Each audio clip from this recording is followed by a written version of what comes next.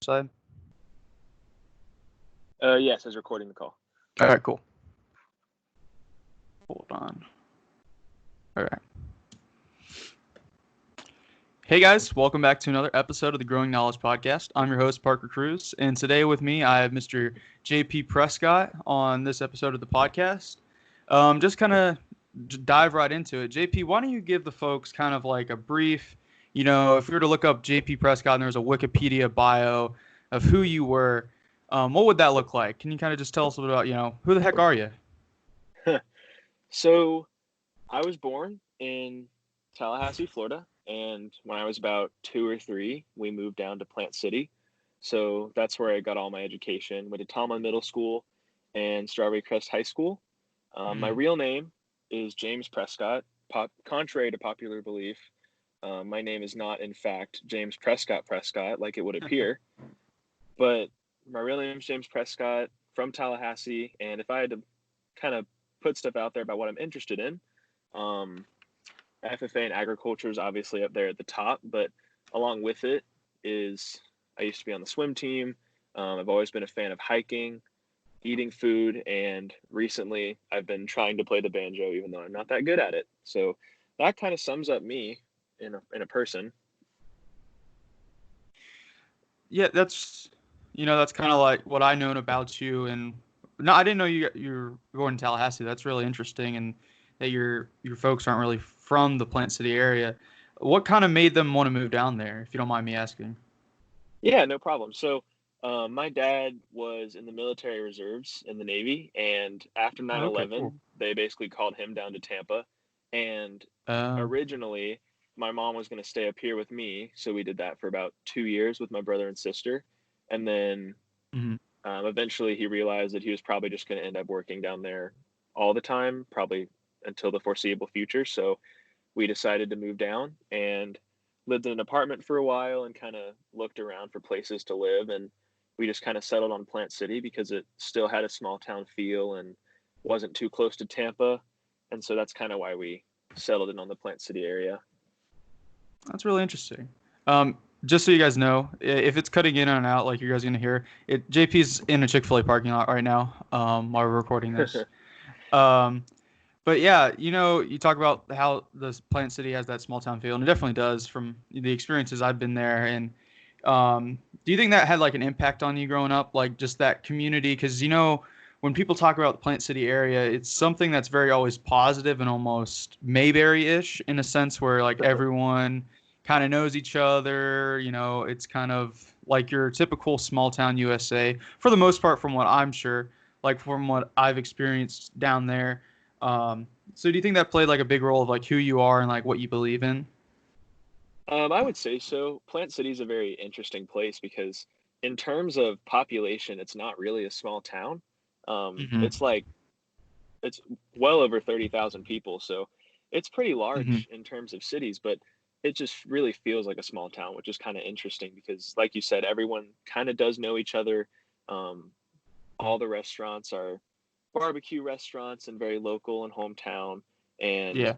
I think it definitely played a part into what I believe in because when you're looking at Plant City, it's a very agricultural community. I mean, strawberries are quite literally the root of what our town is. Hmm. And if it wasn't for the very developed agricultural community and very developed FFA environment that we have in that area, I don't think I would be anywhere near where I am today. I'd probably be a very different person if we stayed up in Tallahassee because Tallahassee is much less rural, much less agricultural, and Yeah. I definitely would not be involved in FFA like I am today. So you kind of touched on how like in Plant City, FFA is kind of a big thing and it's kind of pushed everywhere and along with agriculture due to the background of strawberries and everything. So when it came time when you were at Tomlin, were you kind of just was FFA just kind of pushed upon you? Like, did you were a lot of your friends in it? Like, how did that start for you?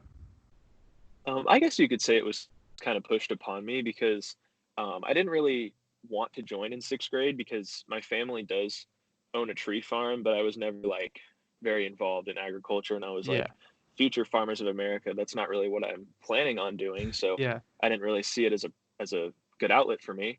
But I was kind of pushed into it by a good friend of mine named Dalton, who made me do forestry the first time, and probably very similar to a lot of other FFA members that just kind of lit the fire. Mm. And throughout middle and high school, I just kind of got more involved in different competitions and just um, started an SAE project and really started to get a feel for what agriculture really was and how much I enjoyed it. And so it was sort of pushed upon me, and I really do thank Plant City for being so well developed in that area, because the resources we have there are just unmatched, and the people that kind of support you and motivate you in that area are very, very good at what they do. And that definitely helped a lot when it came to my involvement in FFA. Now, when you're at Tomlin, was that when Mr. Stewart was there? Yes, yeah, he was my seventh grade teacher. Oh, okay, so you only had him for 1 year? I only had him as a teacher for 1 year. My eighth grade year, I had Miss Goff for biotech, but he was an advisor there for all 3 years I was there. Oh, okay. Um, so you talked about forestry and how that was like kind of your first contest, and that was, it is a lot of people's because it's right there at the beginning of the year. It was mine, and that's where I fell in love. I got my first ribbon doing that, and it made me feel like cool. I was like, yeah, I know bugs really well. Well, not Oh really yeah. well, third best, but and then a lot of people know you for is extemporaneous. And how did that come about? Like, was that just something, someone's like, hey, JP, you should do this? Or did you kind of inquire that yourself? How did you become, like the extemporaneous guy? So I was in the IB program at Strawberry Crest, which involves a lot of presentations. And I guess I just sort of found that I was a lot better when I went off the fly and had a very loose guideline for what I wanted to say. And Hmm. so my sophomore year, I decided that I wanted to give it a shot.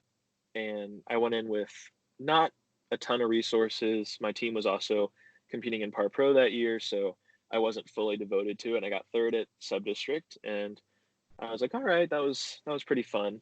And the next year, my advisor, Miss Mayo, was kind of pushing me like, come on, it's time to get into extemporaneous again. And that was the only thing I competed in at sub districts that year. And I was a lot more prepared, better resources. She coached me through a lot of stuff and made me give speeches even when I didn't want to. And with her push and my better resources and maybe being a little bit more mature, I ended up winning it that year, sub districts and districts, and then eventually taking it at the state level, which was a super big blessing. And I'm very happy for anyone that put in the time to watch my speeches and kind of give me feedback.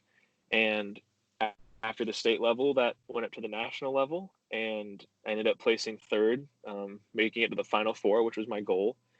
And so I guess what kind of led me into extemporaneous speaking was kind of the push of my advisor, Miss Mayo, and also just kind of the ability to talk on something on the fly about agriculture, which I already enjoyed.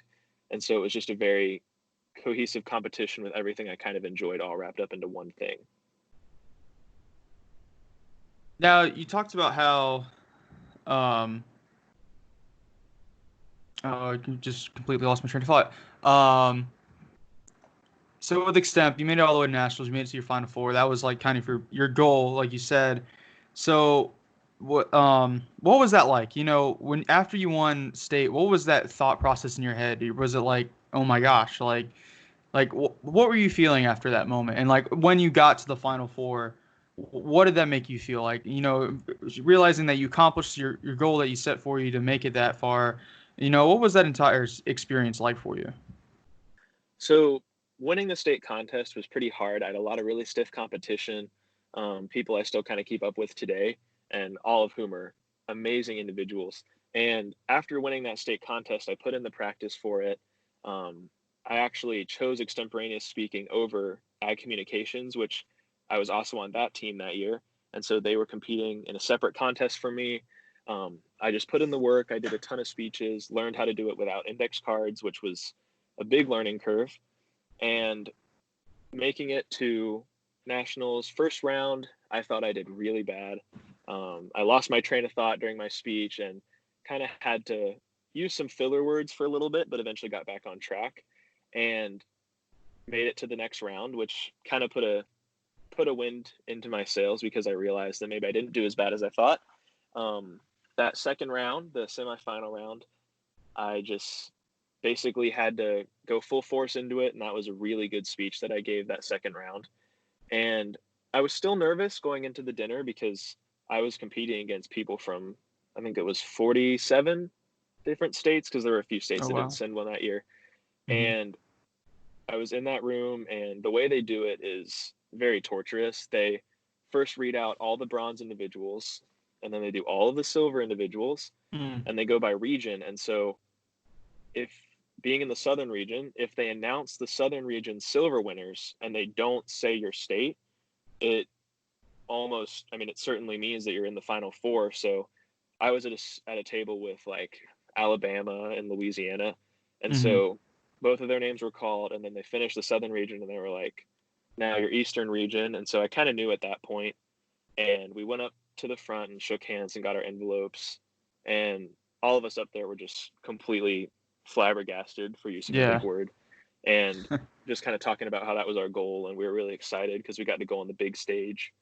And so it was very, very cool to finally reach that goal that you've been setting for yourself, and just kind of know that you were able to do that, especially since I left my ag com team to do extemporaneous speaking. I really wanted to make sure that I did well in extemp, so I didn't leave in vain, because that was one of my favorite teams I'd ever been on too. Hmm. So would you say like Extempt, AgCom, those are like probably your two favorites, or maybe Enviro? Because I know you guys won the national championship for that one this past year. I would say, yeah, extemp speaking, Enviro, and AgCom, and then probably Parpro and Ag Issues are my favorite contests Gotcha. overall. So to kind of move past like the contest part and into more like the leadership part, you know, a lot of people know you as because you're the state president of the Florida FFA Association, and and also for the extent part and your involvement in FFA. What kind of led you to want to pursue like the higher positions of office, like state office or even federation or stuff like that? What kind of pushed you to do that? Was it more advisors or friends, or was that something that you're like, hey, I feel like I have the potential of doing stuff like this, so I'm going to go out and do it? Well, I guess it was kind of a goal that I set for myself. When I was in eighth grade, I was an officer at my middle school. I was the second student advisor. So if that tells you anything about how well I did at that screening process, at least I made it. So on our officer retreat, we got to meet the state officers that year. They just happened to be at the LTC. And that was Victoria Harris's year. Oh, okay. And I kind of learned from her that she went to Strawberry Crest. She was an IB. And Hmm. so it was cool to see someone that was similar to me or had similar goals to me in Yeah. that position. And so seeing that team on stage, it kind of lit a fire under me that maybe this is something I want to do. Hmm. And in high school, I never really reached out to federation, or I tried for district office one year and it didn't work out. And I just kind of realized that maybe what I could do the best was at the chapter level. And so I really put in a lot of work for that, and just wanted to make our FFA chapter the best that we could, all of us on that officer team that year. And going into senior year, I decided that I did want to try for state office and put in the work, communicated with people that I thought might be able to help me. I practiced presentations. I studied really hard, learned all I could about FFA and the ag industry, and completed my state degree my junior year. And so everything was kind of set forth. And I just kind of wanted to be that symbol that I saw as a seventh and eighth grader that could relate to students and kind of give them a goal that maybe they would want to be like that. Maybe they would want to achieve something like that someday. Because seeing that as an eighth grader made me realize that even though I wasn't from an ag background and I Hmm. was more of a nerdy kind of kid, that I could achieve something like that. So my goal was to kind of be a figure that could help students that might be in that awkward phase. Maybe they want to, maybe they don't, decide to get more involved in leadership roles because they think they can go farther. Hmm. That's something I think is so cool about FFA nowadays. It's like, you don't have to be the stereotypical like, country kid that wears Wranglers and boots, and you can do that, and that's completely fine. And there's a good amount of people that are like that in FFA, but then you have kids that they're more of the, like you said, kind of nerdy, more academic side where they focus more rather on, other areas of agriculture that interest them, whether that be, plants or animals or whatever it may be, and that's something that I think, especially in the past couple of years, and especially like in the start of, I'd say, I guess this century, in the 21st century, in like the 2000s, that idea of what an FFA member looks like kind of died, and it's kind of open to interpretation for anyone because it's so different. And that's something I really like about FFA, and it's really interesting to me. And but yeah, that's just I think that's really cool how you use your platform and your background where it's like, yeah, you can be who you want, you can set these goals and you can achieve them, and you can be just like me because this organization allows you to do that. And and just kind of to dive more into the state office thing, what has this year been like for you? Like on a mental level, physical level, emotional level, whatever it may be. Like, how has this experience been so far? It's been pretty incredible. Just, I think my officers and I can agree that we've all become sort of a family, and our favorite part about this year is always interacting with FFA members, because you get to see just the amount of potential that students have in middle school and high school, and how they're very similar to what you were like in middle school and high school, and how they can look up to you for advice. You get asked all sorts of questions about things, and you just try to do your best to answer them. Yeah. I'd be lying if I said it wasn't tiring, because Mm-hmm. you are going 24/7 a lot of times. I mean, Colt Conference is 6 conference days back to back.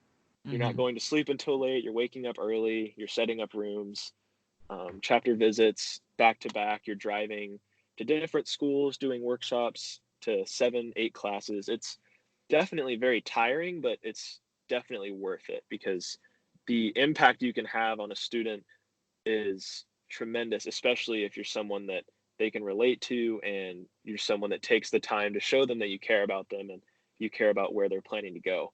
But this year's been incredible. We've traveled the state, the country, even out of the country, to learn more about agriculture and learn more about the influence that we can have on students at a local or even um, greater than local level. So what was that like out of country trip like to Spain and Portugal? Was that had to been awesome? Like I can only imagine. It was awesome. It was definitely something new, because I had never been out of the country before, Mm-hmm. and it was 7 of us.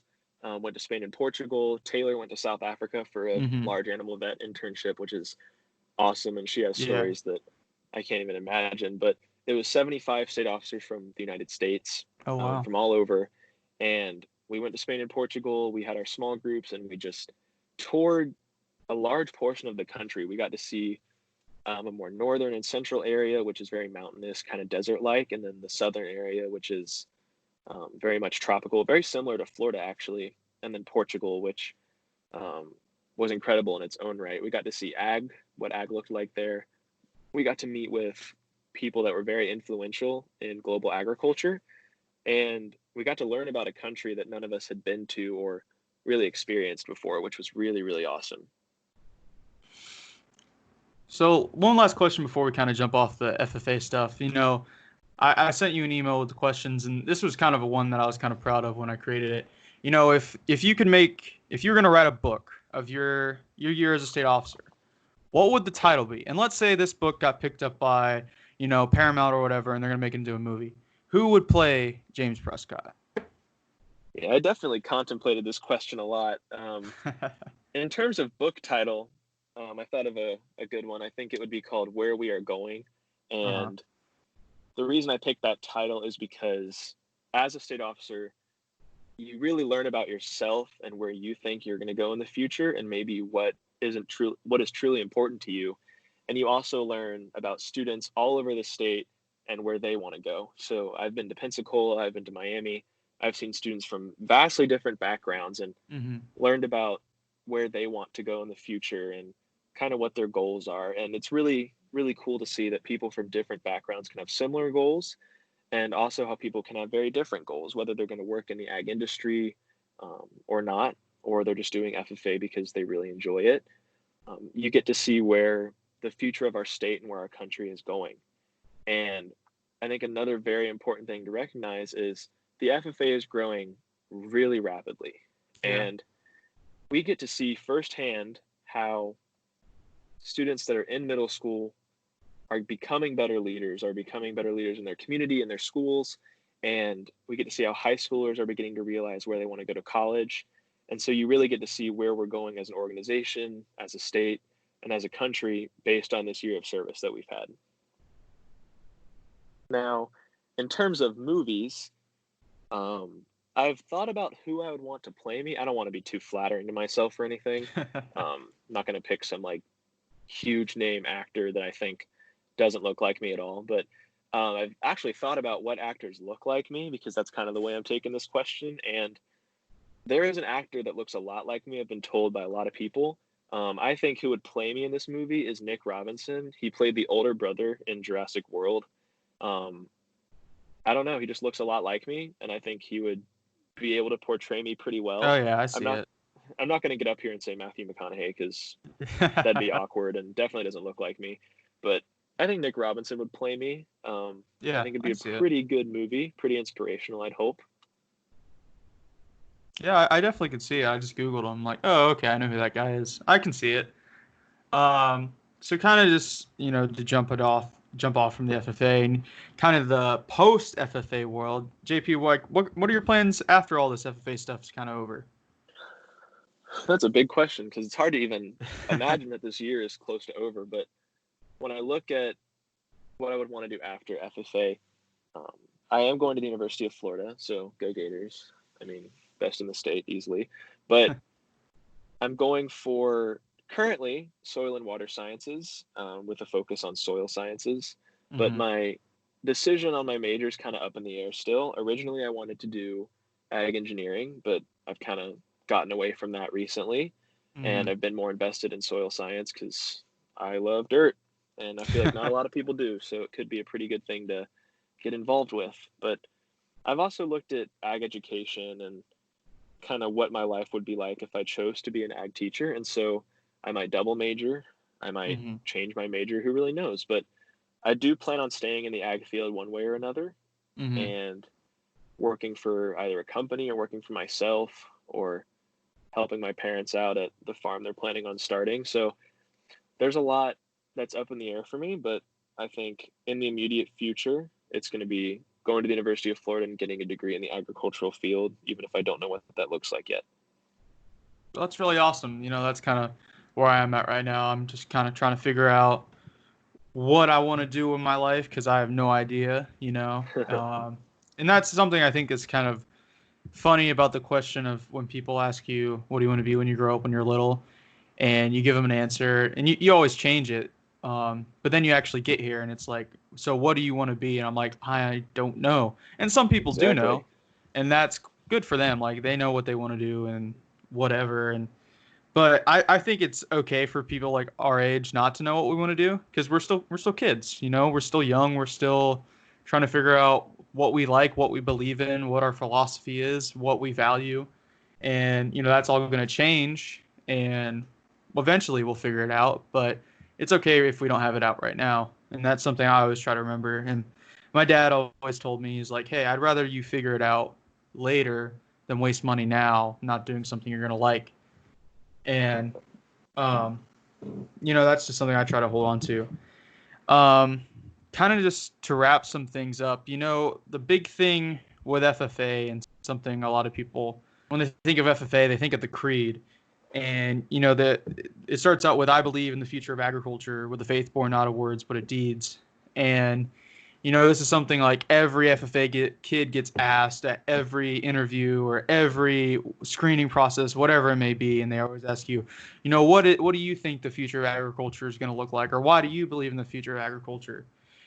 So, James Prescott, I pose you the age-old question: what do you think agriculture can and will look like, within, let's say, the next decade? Because a lot can happen. Yeah, that's definitely a tough question because, I mean, agriculture's been around since the beginning of time and it's changed a lot, but a lot of things have stayed the same. And when you're looking at agriculture, it's easily one of the most resilient industries, and it's also one of the most uncertain industries, whether that be weather patterns or um, just crop damage from insects or just things that you can't predict as a farmer. I think one major thing that we've kind of gone towards in the ag industry recently is trying to mitigate uncertainty. So any goal or any time we use genetic modification or try to come up with a better pesticide fertilizer, what we're trying to do is mitigate uncertainties and risks, because the more stable we are with our farms, the more stable food supply we're going to have, and more stable profits are going to come to our agriculturalists. And I think we're just going to continue with advancements in technology and in um, DNA technology specifically to try to mitigate risk and uncertainty in the ag industry, whether that be through precision agriculture or genetic modification or any of those avenues that can help farmers become less uncertain about certain things that impact the ag industry. I think what we're really looking at is an overall more stable industry and hopefully newer advancements that can help us grow the food we need even on a shrinking amount of land in the United States. And I think kind of that's where we're going to go in the next 10 years. Um, a lot more um, technology regarding computer science is probably going to be integrated into agriculture, just because it's something that's being integrated into everything right now. And I think it has a lot of potential to do good. And I think anything that does good for the ag industry is something we need to put our resources towards. Absolutely. I 100% agree with you. And that's something that's definitely going to be affected. Like the agriculture industry is definitely going to change in the perspective of technology and infrastructure and the way certain things are done, and to help, feed however many people by whatever year. Um, but I really appreciate it, JP.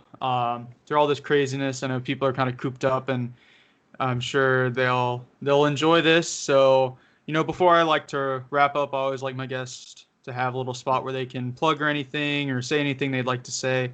So, is there anything you'd like to shout out? Just say for the people. Go ahead. I guess my only thing I'd like to say is just during this time, I feel like there's a lot of pressure on social media and just overall to get something done. Maybe Mm-hmm. you're trying to maybe you're trying to become healthier, maybe you're trying to gain a new skill. And I just kind of want to say that this is really tough for a lot of people, and it's okay if you don't come out of this with some new skill. It's okay if you don't put all of your resources towards learning something every single day. This is kind of uncharted territory, and there's not really Mm-hmm. a need to go at 100% this entire time when a lot of times you're being plagued with anxiety. Maybe you don't know what the future holds. Maybe you're worried about loved ones. And so I guess I just want to say that it's okay to not be going at 100% during this time, but definitely stay connected with friends and just try to lean on other people to get through this difficult time that we're facing, and just try to make the best out of it. That's awesome. Yeah, absolutely. Um, well, dude, I really do appreciate you, pulling up to a Chick-fil-A parking lot and talking to me. It's been a lot of fun. I hope you had fun as much as I did. And, thank you so much, man. And, guys, I hope you enjoyed this episode, and I'll see you guys next time. And I'm going to stop.